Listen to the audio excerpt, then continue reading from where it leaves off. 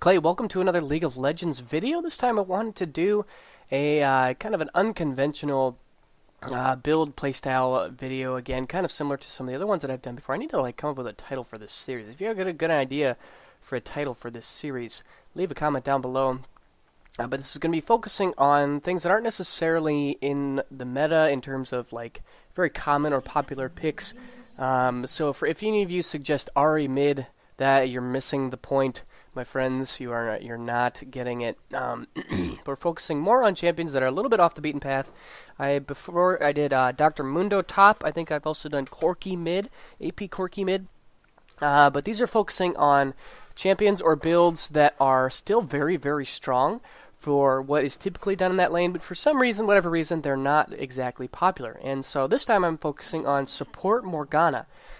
This isn't, I wouldn't say that any stretch this is like a troll pick. We're actually concerned about an invade here from Blitzcrank on the enemy team, so that's kind of why we had grouped right there.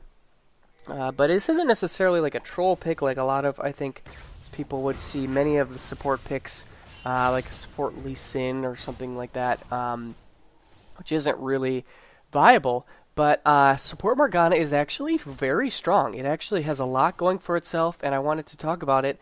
And so I've already done a why buy on Morgana, so I'm not going to go too in-depth on her abilities. But basically what makes her work as a support. Supports need to be powerful without any gold. And so Morgana, she has, her Q is a snare. This is one of the longest single target CCs in the game. It is 3 seconds at max rank, I believe.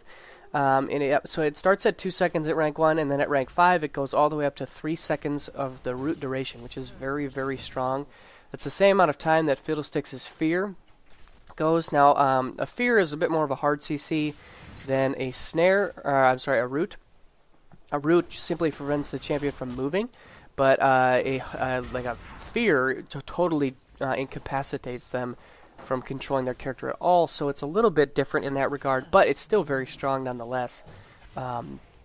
So her Dark Binding is very much her core. You can see I used it right there, but I did miss, but nice Spell Shield right there. So that's the next thing that I wanted to get into was her Spell Shield. This is a very, very interesting thing to have on a support, and it can be very, very powerful. This was the main reason why I picked Morgana into this lane, was because against Blitzcrank, I wanted to have some way of dealing with his hooks, and there are a couple of different ways you can do that. One of the common counters to Blitzcrank is would be Leona, or similarly Alistair, but Alistair is just kind of another blocked hook from that spell shield. Very, very nice. But another pick would be Leona or Alistair, but that's because they fundamentally rely on getting up close to their target. They want to be, right on top of them to do their maximum effectiveness, because they're essentially melee range in terms of the powerfulness of their spells. Totally whiffing on my Dark Binding right there, by the way. And exhausting the wrong target. Probably should have gone. We had a little bit of target mismanagement right there, as we all kind of switched back and forth. And look at that, Vayne ends up walking away with 9 HP. That's absurd. So a bit of a target mismanagement right there. I think if we all would have gone, I was initially going for Blitzcrank, because I kind of thought he was a little bit more exposed than Vayne, but then Ezreal was going for Vayne, and then he switched to Blitzcrank, and it just kind of got weird. But anyways, Morgana Spell Shield. So this is her E ability, and you can put it on yourself, or you can put it on an ally, and it will absorb a spell, preventing a disable, and it will absorb magic damage dealt to that champion. So very, very useful. Like I said, the primary reason why I picked Morgana in this lane was to specifically spell shield Blitzcrank hooks, and you can see I've already done a good job of that.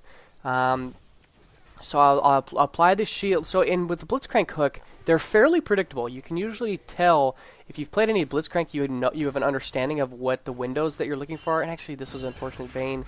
There I land my Dark Binding, and I think Vayne DC'd or something right there. Unfortunately, we get a free kill. I never really like taking those. It always feels a little bit dirty. But anyways, for this ranked match, we saw Blitzcrank get first picked on the enemy team, so I was thinking about what I could do against him. And I don't own Leona, and I don't really like playing Alistair, because I don't think he's that strong right now. So I decided to go with Morgana, and I think that this was a really strong pick. And I actually accidentally do get hooked right there. Spell Shield is too late, my friend. I've already eaten all of his spells.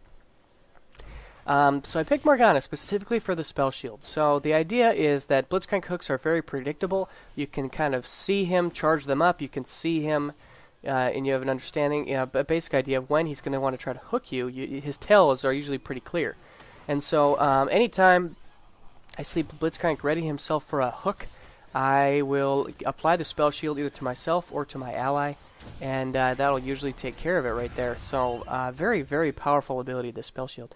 The only downside in terms of support is that in certain lanes, I would say it's very situational, makes it very situational, because it only will deflect magic damage and not physical damage.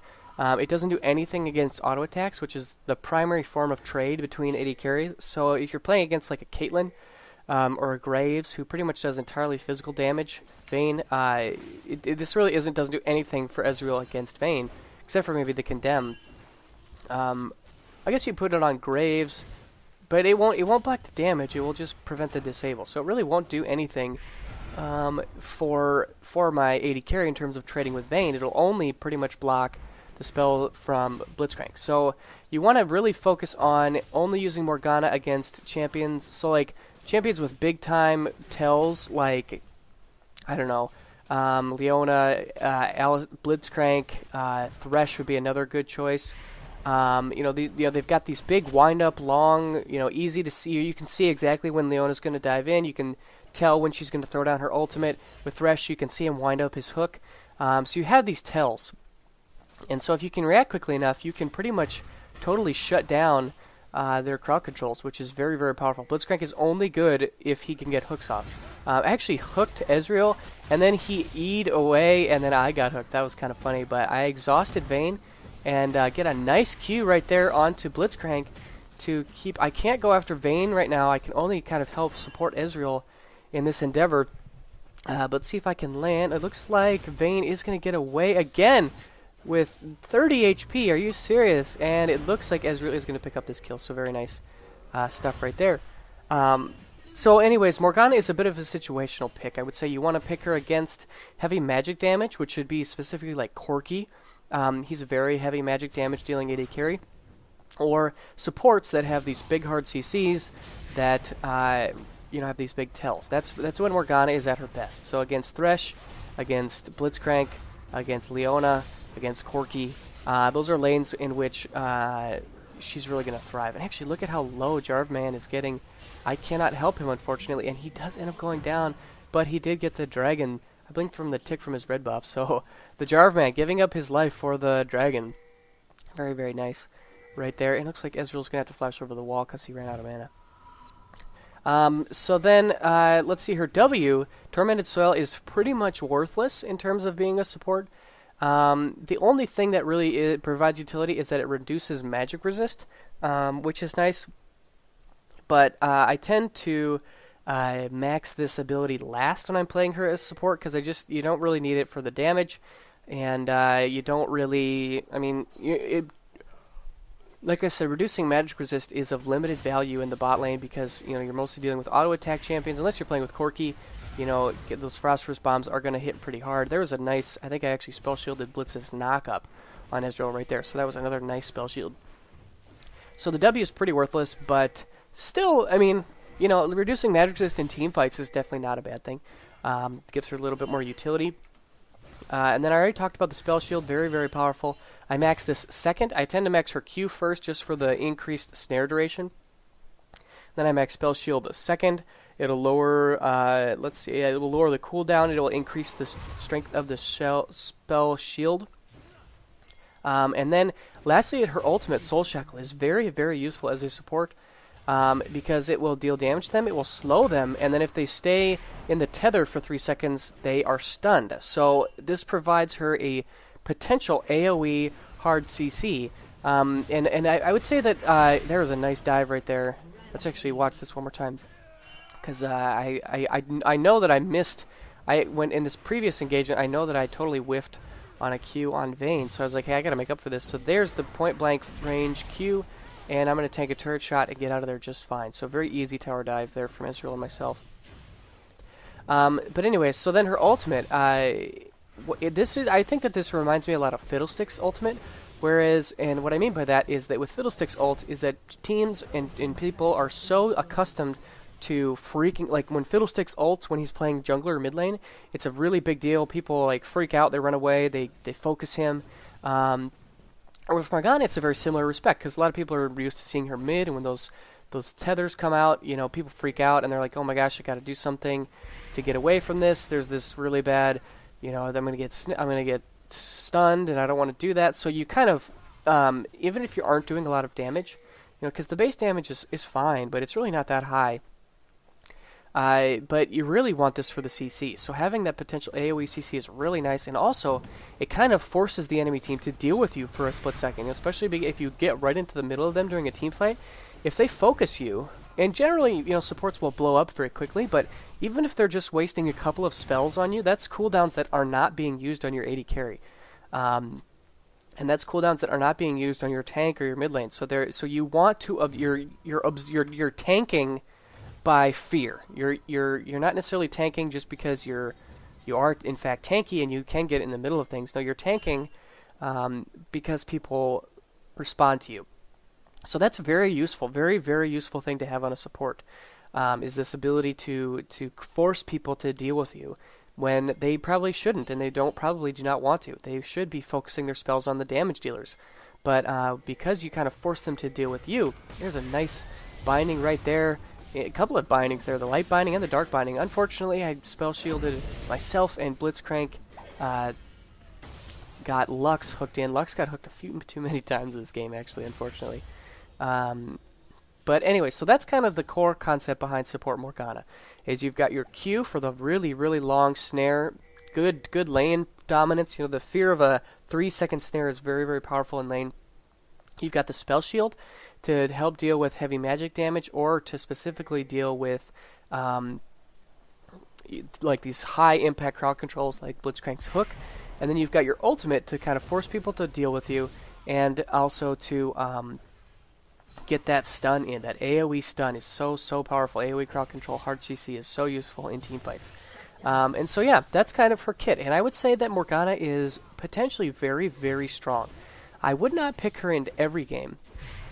I think that there are certain matchups where she's going to struggle. You know, because her Q is a skill shot, very mobile champions like an Ezreal, or, you know, even like specifically like Vayne isn't really that good. Again, you know, there's a really, actually this was a nice play. I want to slow this down and watch this. And then we'll get back into matchups. So right here, I was pinging Ezreal. He did a nice job of kind of flanking around to the side. Here comes Vayne out of the brush, and I was pinging onto her, and I go ahead and flash ult. And gonna go ahead and keep the tether even though she got stealthed, and land a Q right there. And that's gonna pretty much spell the end of her, and I'm just kind of standing here taunting, absorbing damage, not a problem, as Ezreal picks up that kill. So anyways, like I said, she's a bit more of a situational support. You know, someone like Janna or Sona or Nami can pretty much be successfully played against anybody in any lane at any time. You know, they're very versatile supports that can go anywhere. But with support Morgana, I would say she's very situational. If they don't have a lot of magic damage, and if they don't have kind of that high impact crowd control, there's just not going to be a lot of usefulness. So you need to keep that in mind. I do kind of get caught on picked out here, but the important thing is that Morgana is still powerful in what she can do. Ooh, Blitzcrank went right into that laser. She's still powerful in what she can do, but you just have to understand that what she can do is situational, that it's not the type of thing that you want against every champion in every lane matchup, you know, that type of thing, that it is, in fact, a situational pick. So, but like I said, counterpicking in League of Legends is very powerful, and against Blitzcrank, we pretty much shut him down. If you look at the score right now, Israel's 5-0, and Vayne is 0-4, and those kills were pretty much all due to some, you know, Blitzcrank's inability to protect Vayne or set up kills for her. You know, just because almost every time Blitzcrank got an opening for a hook, I would hit the spell shield, and that was the end of it. And Blitzcrank hook is on such a long cooldown that, you know, if it doesn't work, it just gets totally shut down. Some nice aggression onto that Riven, and away we go as a team, kind of collapsing here. So, and then Morgana also has very strong teamfight utility. Her spell shield is very nice. I tend to throw it on tanks when they go right into the mix, even if it just absorbs one ability and a chunk of magic damage. That's still very, very powerful and useful. So, just taking a look at what I do here, waiting for a moment to hit my Q. That's definitely the most important thing. And if I can get into the mix with my ultimate, I will do that as well. But then also looking, you need to be really quick with your spell shield. You need to know champions. You need to know, like an Ari charm. You can spell shield that. You have time to react to it if you're quick enough. But you need to be anticipating these things, and when they come, you need to strike at the opportunity. So as we move kind of past this laning phase, at this point, I really think that as we catch out this Vayne here, going to land my Q and help get that kill with an assist. This is the point in the game where the early lead really starts to take control, and I can really assert my dominance over this game in terms of vision and map control. There's been a lot of talk about vision in the Season 4 preseason stuff, but we're still in Season... There's a nice spell shield right there on that Blitzcrank hook. But we're still in Season 3, and so right now as a support, it's my job to blanket the entire map in wards. So if you look at my items, I've got my cooldown boots. I really like cooldown boots on Morgana just because she is only as good as the number of spells she's able to deal out. And generally, cooldown reduction is more efficient the higher the cooldowns you have. And Morgana does have relatively high cooldowns. I believe her Q is a 10 second, 11 second, and her W is 10 second, and her spell shield is 23 down to 15. So she does have relatively high cooldowns. There's a nice Q and W right there. Gonna get in the mix and get a nice two-man ulti. There's the double stun right there, and we do pick up the kill onto Riven. So I would do like to think that my contribution to that Riven kill was quite high. There's a nice snare right there. And reducing his magic resist on Olaf as well. So a nice job right there. I'm going to try to get in here and get the spell shield onto... but it did not quite make much of a difference. A lot of chaos going on here in this team fight. Man, the craziness. But unfortunately, it didn't quite go as well for us as I would have liked. But as I was saying, cooldown reduction is more efficient the higher cooldowns you have. So if you have a 3-second cooldown and you get 40% CDR, it goes down to like, I don't know, 2 seconds? So you're only getting a second and a half of cooldown of improved cooldown, whereas if you have a 10-second cooldown, 40% cooldown reduction will get you to 6 seconds. So then you're cutting 4 seconds off of your cooldown, and a 6-second versus a 10-second is quite a big difference. Whereas 3 seconds versus 5 seconds isn't quite the same level of impact. So the point there is that the higher cooldowns you have, that's when I tend to prefer cooldown reduction over boots of mobility. But if you don't necessarily struggle with cooldowns, you can go for the mobile boots and you'll be just fine there as well. And if you feel like you need to be all across the map, but I didn't necessarily think that we needed that. We have a pretty strong team fight team. We're going to want to kind of centralize. But then from there, if you look at my build, I went for the double GP5 with the Philosopher's Stone and the Cage's Lucky Pick. Cage's Lucky Pick is really good. Morgana can definitely make use of the ability power. It increases the power of her spell shield, increases her damage, which is definitely useful. But then after that, so once I get these 4 core items, so I got my Ruby Sightstone, my boots too. There's a nice snare and ultimate right there onto Lux, but unfortunately she's so slippery that she gets away with 3 charges of her ult. So I get my 2 GP5s, my Ruby Sightstone, my boots too, and then from there I'm going to go entirely into consumables. The rest of the game I will spend my money on consumables. I don't know, I think I maybe buy like a Morellonomicon, just because we get kind of far ahead and fed. But for the rest of the game, pretty much, I am just going to focus on consumables. And I really think that this is the best way to go. There's Lux gets hooked again. That's exactly what I was talking about. And it looks like my spell shield was a little bit too late, and she ends up just dying. But, and right here you can see I'm actually using my ultimate for the disengage, and it does force them to disengage, which is actually quite nice. Having strong disengage is very, very useful. There's the nice shield, and there's the spell shield. Unfortunately, though, I'm going to flash over this wall. Are we going to get out of here? Yes, it looks like we are. Very nice, able to escape. Excuse me. Still have this lingering cough that I've had in the last couple of videos. But anyways, after I get these core items, I will go entirely for consumables. So getting pink wards, green wards, oracles, that's pretty much going to fill out the rest of my inventory. And the way that I kind of devise it is if you'll see that I tend to use the dragon side of the map with my Sightstone. So I'll like to get a ward in here. I like to get a ward here in this blue buff brush. And I like to get a ward right here in the banana brush. and that covers this entire part of their jungle. Anybody moving through this side of the jungle will be spotted by my wards, so there's one right there. Also probably throw one a pink ward onto Dragon, just because Dragon is highly contestable right now. And get one right there, just because I don't want to travel all the way up to blue buff, and that will pretty much do it sufficiently. So my Sightstone, my Ruby Sightstone gives me 3 wards to cover this entire side of their jungle. And then I use my green wards to cover the left side of the jungle. I like to get a ward in this brush. This is a very, very key ward. I like to get a ward in this brush because these 2 places signify to your team if anybody is coming to contest Baron. And I also like to get one on this side that gets vision of the red buff. You can either put it in here or here. I tend to prefer here into this brush on the very, very left-hand corner so you can actually see the red buff as we are getting a blue steal. So, and you could also even get a ward in here if you're feeling really aggressive. So that's, what, 4 green wards that you're going to want to need, and then 3 wards from your Ruby Sightstone. And so between those wards, you have complete vision and control of the enemy portion of the map. And that is really what you want. You want to have complete vision control over the entire half. I mean, there's no place that that the enemy could be. There's no place that they could go in their own jungle without being spotted. And basically, you want to have some sort of vision control over every, bush, every part of the map that they could possibly be. Is exactly where you want to have a ward.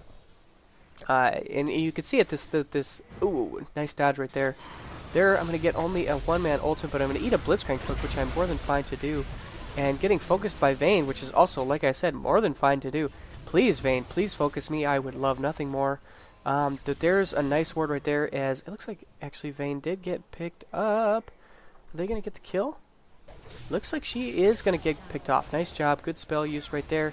Ezreal's going to go super ham. And nice Lux Laser. Good job. So there you can see there's the 2 wards I'm talking about. These 2 wards are really crucial.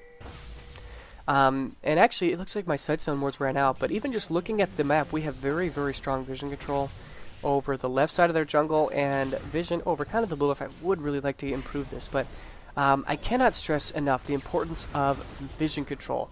It is so crucial, especially at this stage of the game, where these team fights and getting picks is so crucial. That if you can have vision and also in the same sentence deny vision from the enemy team, there's that red buff ward that I really like. If you can do that, you will carry the game as a support. I would say if you can win the vision war, it is capable of carrying you the game.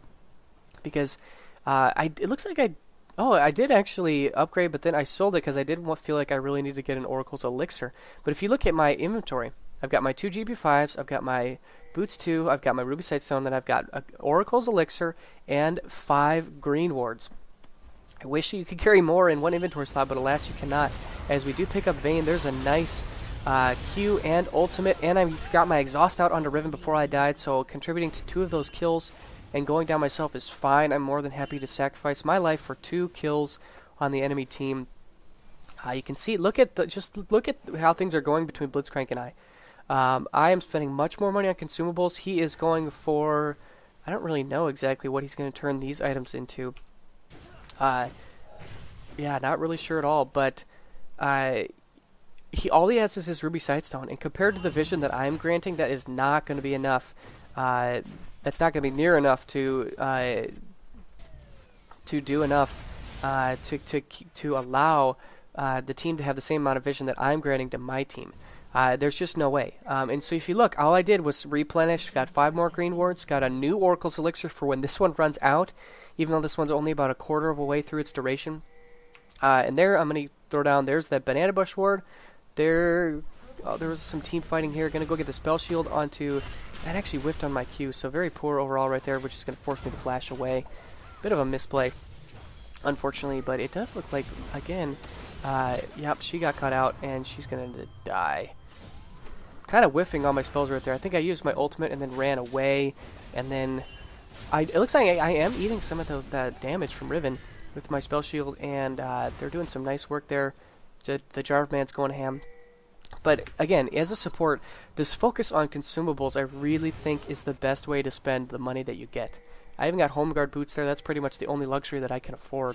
But it's one of those things where you'll often see like a support in Italy who will get she'll still build like she was an AP mid. She'll get the tier, she'll get the Archangels, she'll go for a death cap.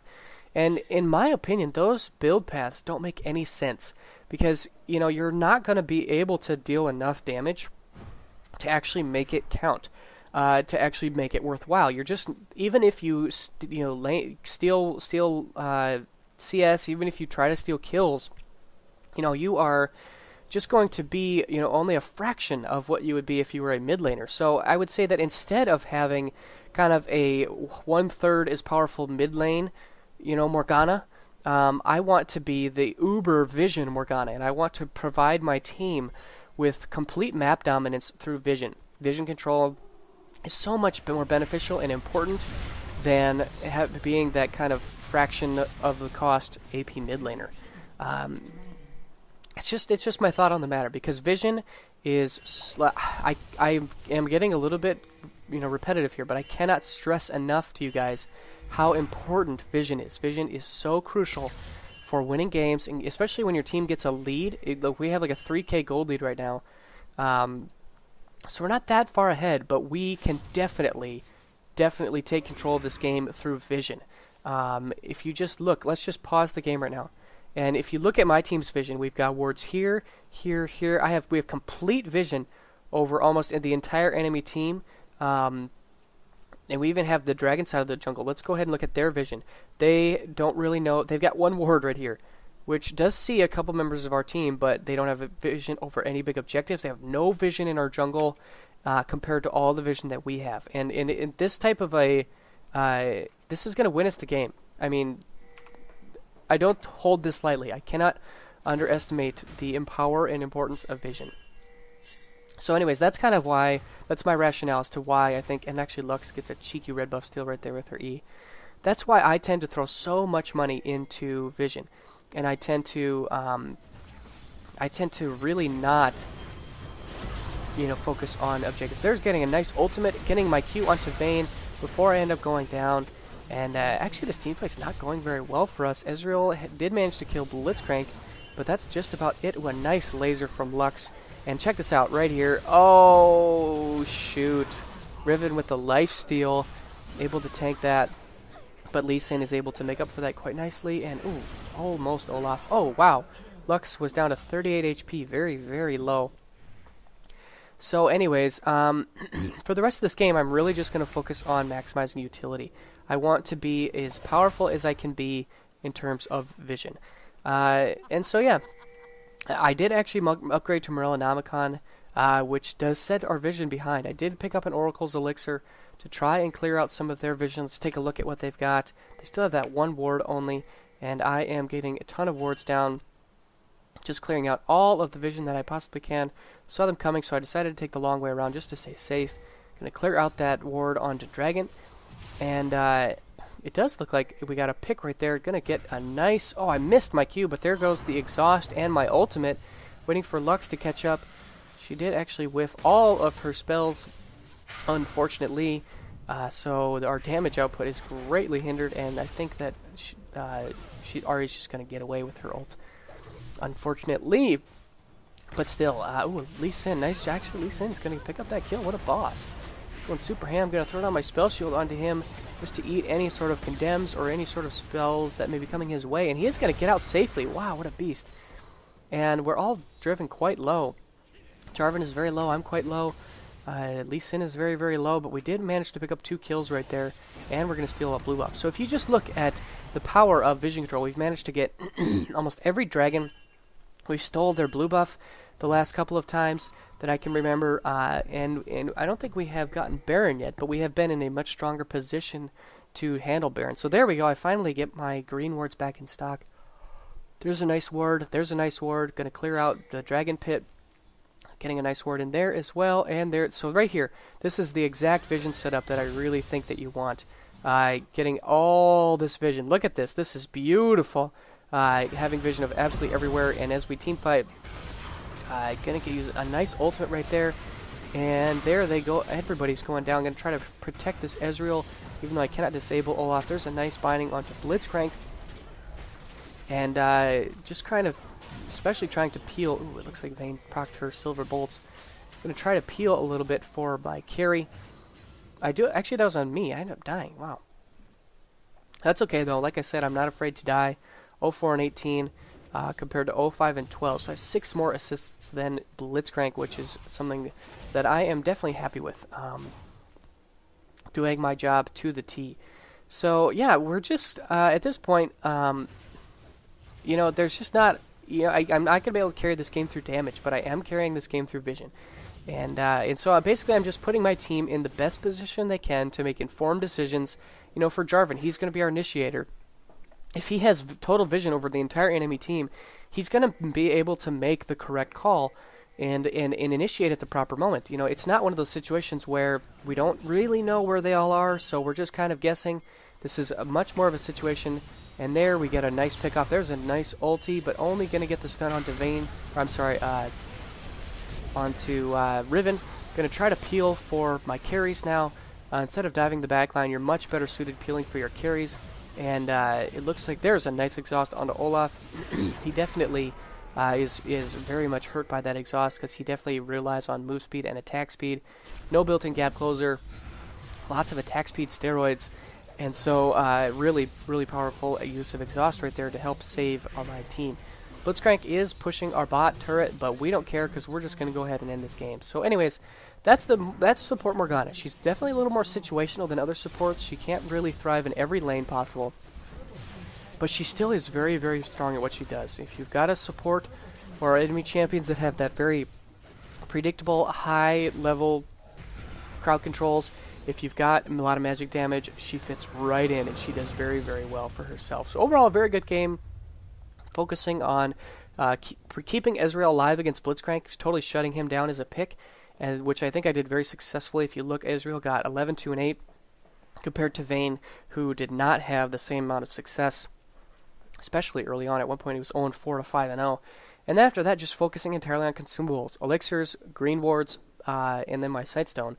And very, very pleased with the way this game went out. This is a ranked match, and I guarantee you guys, if you play supports like this, you will win games and you will climb elo. I guarantee you, because supporting like this at this level is, I completely outplayed Blitzcrank. If you look, I have almost double his assists. I have way more map vision, map control for my team. You can carry games on support like this. So anyways, I hope you guys enjoyed this video. Let me down in the comment section below if you have any other thoughts for an unconventional build, and I'll see you again soon. Bye.